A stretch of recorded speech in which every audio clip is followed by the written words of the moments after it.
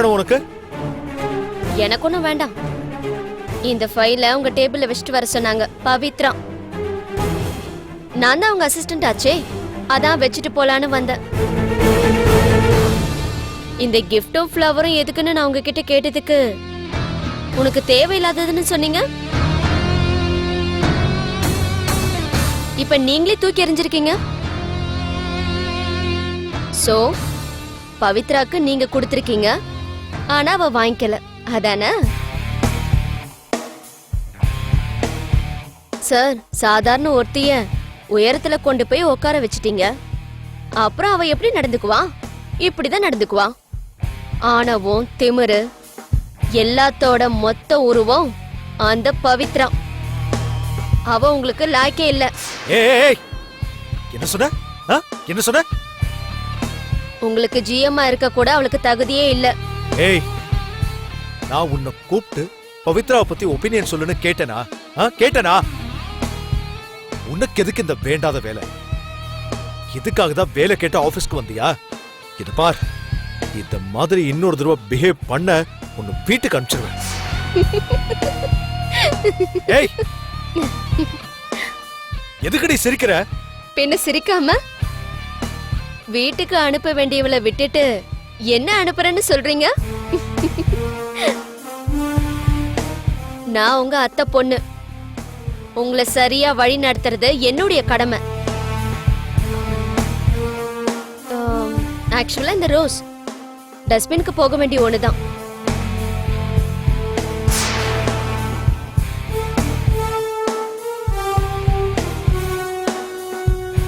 வரட்டா sir? MD sir.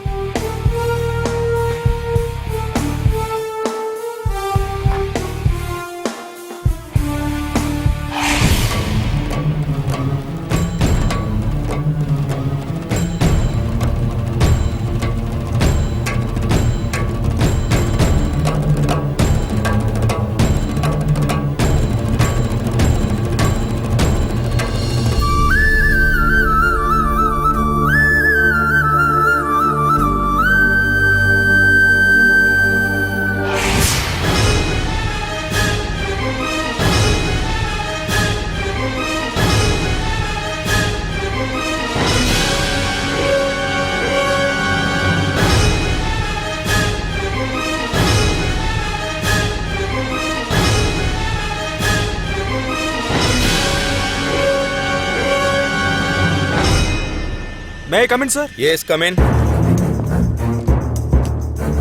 Yes, sir. வாங்க பாண்டியன். இவரை உங்களுக்கு அறிமுகப்படுத்த வேண்டிய அவசியம் இல்லைன்னு நினைக்கிறேன். Yes, sir. பேர் தீனா. தெரியும் சார். இவர் எனக்கு நல்லாவே தெரியும். வைஃபை காணான்னு இவர் ஏற்கனவே என்கிட்ட கம்ப்ளைண்ட் கொடுத்திருக்காரு. எல்லா விவரமும் என்கிட்டயும் சொன்னாரு. இவருடைய ஒய்ஃப் மாதவி மகாதேவ்ங்கிறவரோட வீட்டுல அடைக்கலமா இருக்கிறதாகவும் அங்கிருந்து அவங்கள மீட்டு கொடுக்கணும்னு சொல்றாரு. நீங்க அந்த பொண்ணை சந்திச்சு பேசுனீங்களா? இல்ல சார், மகாதேவன்றவரை நான் விசாரிச்சேன். இவர் என்கிட்ட சொன்ன மாதிரி அந்த பொண்ணு மனநிலை பாதிக்கப்பட்ட பொண்ணெல்லாம் கிடையாது சார். அடுத்தது அந்த பொண்ணு கழுத்துல தாலி கூட கிடையாது சார். தீனாவை அந்த பொண்ணு புருஷனே இல்லைன்ற மாதிரி சொல்றாங்க சார்.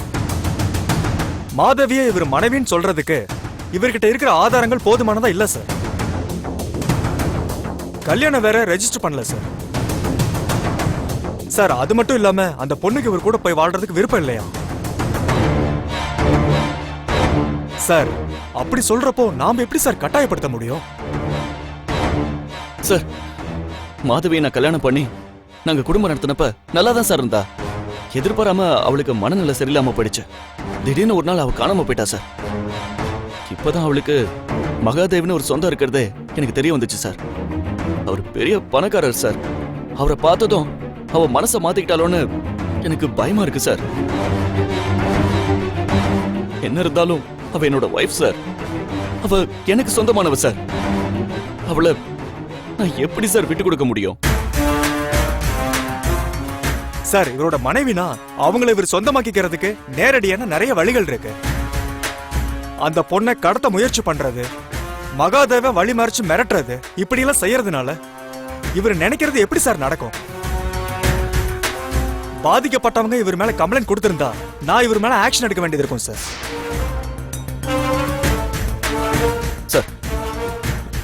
நான் முதல்ல சார் கிட்ட தான் சார் கம்ப்ளைண்ட் கொடுத்தேன். எதுவுமே பிரயோஜனப்படலன்றப்ப எங்க அவ என்னை விட்டு போயிடுவாளுங்கிற பதட்டத்துல தான் நான் அப்படிலாம் நடந்துக்க வேண்டியதா ஆயிடுச்சு சார். தப்புதான் சார், நான் பண்ணது தப்புதான் சார். என் பொண்டாட்டியை என்கிட்ட ஒப்படைக்க சொல்லுங்க சார். அவ இல்லைன்னா நான் செத்துருவேன் சார். எனக்கு எல்லாமே என் பொண்டாட்டி தான் சார். பாண்டியன், நீங்க ஒண்ணு செய்யுங்க சார். இவரோட ஒய்ஃப் மாதவிய ஸ்டேஷனுக்கு வர வைங்க. Okay sir. இவரையும் வர வச்சு 2 பேர்கிட்டயும் பேசி பாருங்க. Okay sir. அந்த பொண்ணுக்கு விருப்பம் இருந்து இவர் கூட போனாங்கன்னா விட்டுருங்க. சரிங்க சார். அவங்களுக்கு விருப்பம் இல்லைன்னா தீனா, நீங்க அந்த பொண்ணை தொந்தரவு பண்ணக்கூடாது. இல்ல சார். அப்படியே அந்த பொண்ணு உங்க கூட வந்தே ஆகணும்னா நீங்க கோர்ட்டுக்கு போயிடுங்க. இந்த கடத்தல் மிரட்டல் அப்படின்னு இறங்குனீங்கன்னா உங்க மேல ஆக்ஷன் எடுக்க வேண்டியது வரும். புரியுதா? புரியுது சார். சரி, அவளை என் முன்னாடி வர வச்சு பேசுனா என் கூட வரதுக்கு அவ சரின்னு சொல்லிடுவா சார்.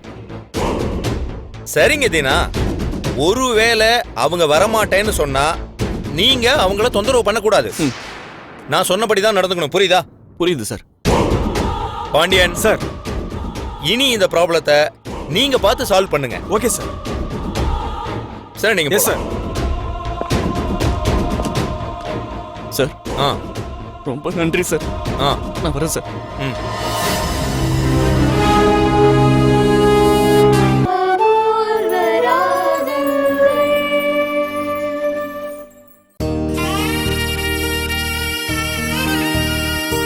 பைப்பா.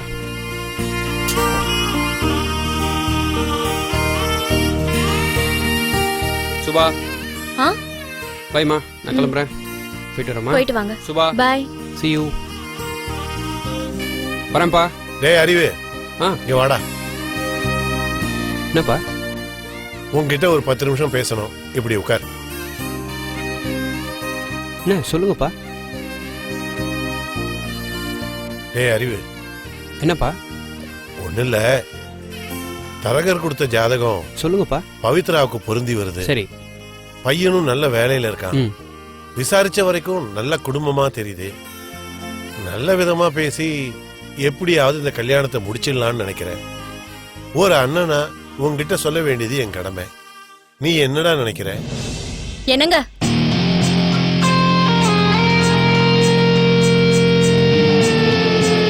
என்ன? குறுக்கிடுறதுக்கு மன்னிக்கணும் மாமா. நான் இதை இவர்கிட்ட தான் சொல்றேன், உங்ககிட்ட இல்ல. நீங்க எதுவும் தப்பா நினைச்சுக்காதீங்க. எங்க பவித்ரா ஆபீஸ் கிளம்பி போகும்போது கல்யாண பேச்சு வந்தப்ப அவ என்ன சொன்னான்னு உங்களுக்கு தெரியாது. அதனாலதான் நான் இதை உங்ககிட்ட சொல்றேன். பவித்ரா கல்யாணம் ஆகி இங்க இருந்து போயிட்டா மாமா நம்ம கூட இருக்கிறது சிரமமா இருக்கும்னு அவன் நினைக்கிறா. அதனால தற்சமயத்துக்கு எனக்கு கல்யாணம் வேண்டான்னு சொன்னான். இதை எதுக்கு சொல்றேன்னா, அவளுக்கு நம்ம மேல அவ்வளோ நம்பிக்கை இருக்கு. நானும் என் அம்மாவும் மாமாவை இந்த வீட்டை விட்டு வெளியே அனுப்பிடுவேன்னு நினைக்கிறா போல. மாமா கோச்சிட்டு போனதுக்கு நாங்களா காரணம்? கடைசியா பழி எங்க மேல, எங்க தலையில வந்து விழுந்துருச்சு. ஓஹோ, நீங்க பேசாம தான் நான் வெளியில போனேனா? என்னங்க, நான் உங்ககிட்ட தான் பேசிட்டு இருக்கேன், மாமா கிட்ட இல்ல. நம்ம மேல நம்பிக்கை இல்லாதப்ப பவித்ரா கல்யாணத்தை பத்தி பேசுறதுக்காக உங்களை கூப்பிட்டு பேசுறது என்ன நியாயம் சொல்லுங்க பாக்கலாம். ஓஹோ, அதுக்காக தங்கச்சி கல்யாணத்தை பத்தி அண்ணங்காரங்கிட்ட பேசக்கூடாதுன்னு சொல்றியா? அண்ணனும் உங்களுக்கு இந்த வீட்ல என்ன மரியாதை இருக்கு? சுபா, நீ கொஞ்சம் சும்மா இருமா. அப்பா என்ன சொல்ல வர்றாருன்னு கேட்கலாமே. பா, நீங்க சொல்லுங்கப்பா. இத பாருடா, பவி சொல்றத கேட்டுக்கிட்டோ இல்ல என்ன பத்தி கவலைப்பட்டுக்கிட்டோ அவ கல்யாணத்தை தள்ளி போட்டுக்கிட்டே போக முடியாது. இந்த வரன் முடிஞ்சிடும்னு எனக்கு நம்பிக்கை இருக்குடா. அதனால கடனோ உடனோ வாங்கி கல்யாணத்தை முடிக்கணும்னு நான் நினைக்கிறேன். நீ என்ன நினைக்கிற? என்னங்க, இப்பவும் நான் உங்ககிட்ட தான் பேசுறேன், மாமா கிட்ட பேசல. சரி, என்ன சொல்லு. கடனை வாங்கியாவது கல்யாணத்தை முடிக்கணும்னு நினைக்கிறது சரிதான். பவித்ரா கல்யாணமாகி புருஷன் வீட்டுக்கு போயிடுவா. அப்ப வாங்கின கடனை அடைக்கிறது யாரு? மாமா சம்பாதிச்சு சொத்து பத்துன்னு எதுவும் சேர்த்து வைக்கல. அத பத்தி நான் சொன்னா தப்பாயிடும். கோச்சுக்கிட்டு உடனே வீட்டை விட்டு போயிடுவாரு. அதனாலதான் நீங்க இருக்கும்போதே நான் சொல்றேன். மாமா இப்ப வேலைக்கு போய் சம்பாதிக்கல. அப்ப அவ கல்யாணத்துக்கு வாங்கின கடன் எல்லாம் யார் அடைக்கிறது? ஒரு அண்ணனா நீங்க தான் அடைச்சாகணும். தப்பே இல்ல. ஆனா உங்க வருமானம் என்ன? வாடகை வீடு, மெயின்டெனன்ஸ், கரண்ட் சார்ஜ், மளிகை, காய்கறி, புள்ள படிப்பு, உங்க போக்குவரத்துன்னு மாசம் 1000 செலவு இருக்கு. ஒவ்வொரு மாசமும் துண்டு விழுது. நீங்க வாங்குற சம்பளத்துல கடன் அடைச்சிட்டா இந்த செலவுல யார் பண்றது? அப்புறம் சோத்துக்கே ததிகினத்தோம் ஆயிடும். அதோட உங்களை நம்பி யாரு கடன் கொடுப்பா? அப்படியே கொடுத்தாலும் அசலும் வட்டியுமா உங்களால எப்படி கட்ட முடியும்? ஒரு டூர் போறதுக்கு 30,000 ரூபாய் கடன் வாங்க கூடாது. கடன்காரன் வீட்டுக்கு வந்தா மான மரியாதை போயிடும்னு மாமா தானே சொன்னாரு.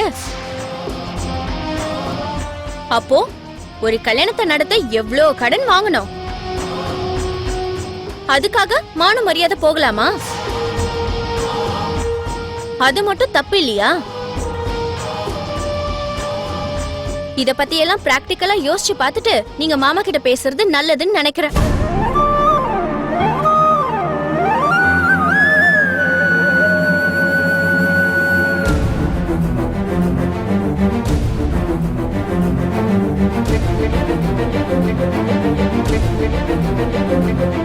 இத பாருமா, தங்கச்சி கல்யாணத்தை பத்தி அண்ணங்காரங்கிட்ட அப்ப நான் பேசுறேன். இதுல எதுக்கு நீ தேவையில்லாம குறிக்கிற? ஐயோ சாரி மாமா, சாரி. நான் என் புருஷகிட்ட தான் பேசிட்டு இருக்கேன். உங்ககிட்ட ஒண்ணும் சொல்லலையே. அவரோட நிலைமை என்னன்னு அவருக்கு புரியணும்ல. அதான் அவருக்கு எடுத்து சொன்னேன். இதெல்லாம் சொல்ல வேண்டியது என்னோட கடமை இல்லையா? சாரி மாமா. ஏங்க நீங்க எதுக்காக எந்திரிக்கிறீங்க? மாமா உங்ககிட்ட ஏதோ பேசணும்னு சொன்னார்ல, நீங்க பேசுங்க, நான் வேணா போறேன்.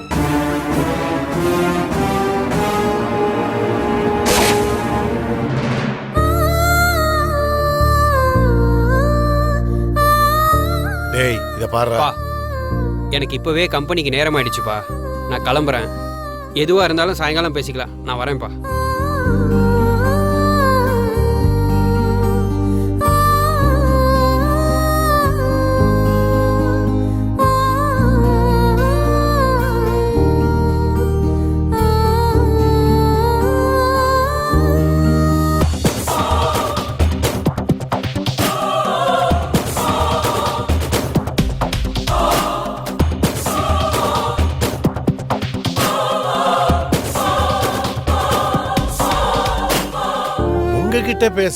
உங்ககிட்ட பேசலன்னு பேச வேண்டியதெல்லாம் பேசிட்டா. அவன் புருஷனுக்கு சொல்ற மாதிரி அவன் நினைக்கிறத எனக்கு மறைமுகமா சொல்லிட்டா. உங்களை பொறுத்த வரைக்கும் பவித்ராவுக்கு கல்யாணம் நடக்க கூடாது. கடவுள்னு ஒருத்தர் இருந்தா உங்க சதி எல்லாத்தையும் முறியடிச்சு அவ கல்யாணத்தை நடத்தி வைப்பான்.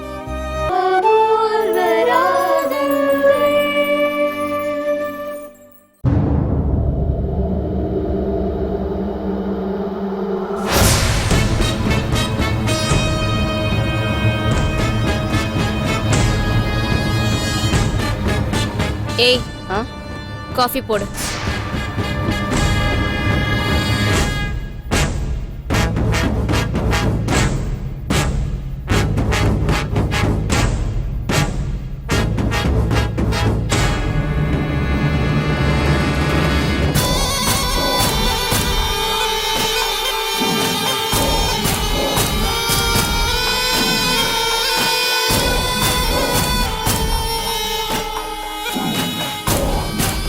இந்தாங்கம்மா.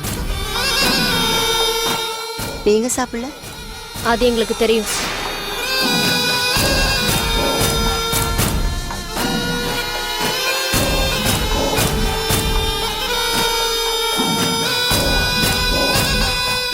பாட்டி, காஃபி. நீ குடிச்சிட்டியா? குடிச்சிட்டேன்.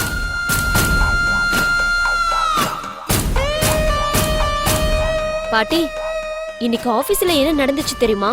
என்ன நடந்துச்சு? பவித்ரா உங்க பேரனை பயங்கரமா இன்சல்ட் பண்ணிட்டா. என்னம்மா சொல்ற? ஆமா பாட்டி, உங்க பேரன் அவ பெருசா சாதிச்சிட்டான்னு ஃப்ளவரும் கிஃப்டும் கொடுத்திருக்காரு. எனக்கு சம்பளம் கொடுக்கும்போது இதெல்லாம் ஏன் கொடுக்கறீங்கன்னு முகத்துல அடிச்ச மாதிரி சொல்லிட்டு உங்க பேர்னே தூக்கி எறிஞ்சு பேசிட்டு போயிட்டா பாட்டி. அப்படியா பண்ணா அவ? ஆமா பாட்டி, ஐயோ பாவன்னு வேலை போட்டு கொடுத்தா சம்பளம் கொடுக்கற முதலாளியே இன்சல்ட் பண்றா. அவளுக்கு எவ்வளவு திமிரு இருக்கணும். அவளெல்லாம் கூப்பிட்டு ஏன் பாட்டி வேலை தரீங்க? எதுக்கு பாட்டி இப்படி பண்றீங்க? சபாஷ், கலக்கிட்ட.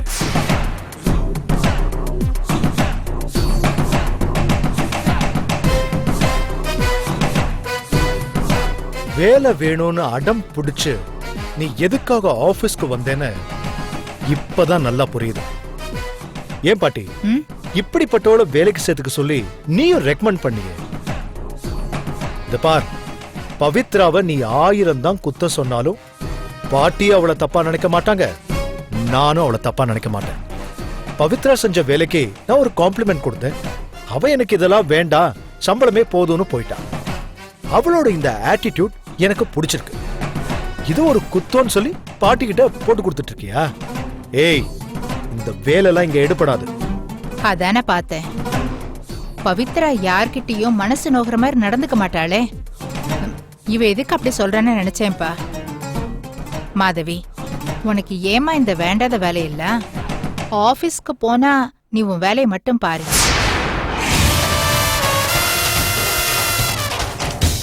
நீ அவளுக்கு எதுக்கு ஃப்ளவர் கொடுத்தன்னு எனக்கு மட்டும்தானே தெரியும். தேவ், உனக்கெல்லாம் காதல் ஒரு கேடு. இப்படியெல்லாம் உன் லைஃப்ல ஒரு நல்ல விஷயம் நடக்க நான் விட்டுருவேனா? Dev,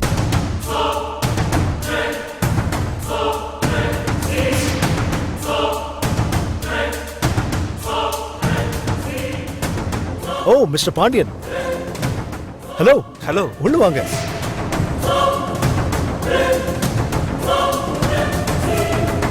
hi. Hi mister Pandian, How are you, எதிர்பார்க்கவே இல்ல.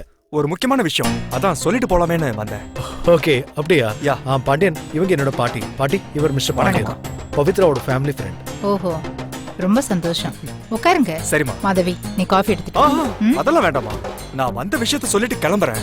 இன்னொரு நாள் வந்து ஃப்ரீயா நான் வந்து சாப்பிடுறேன். ஓகேங்களா? அப்படியா? உட்காருங்க. தேங்க்யூ. உட்காருங்க. என்ன விஷயம் பாண்டியன்? மாதவி விஷயம்தான். மாதவி விஷயத்த தீனா கமிஷனர் ஆபீஸ் வரைக்கும் கொண்டு போயிட்டான்.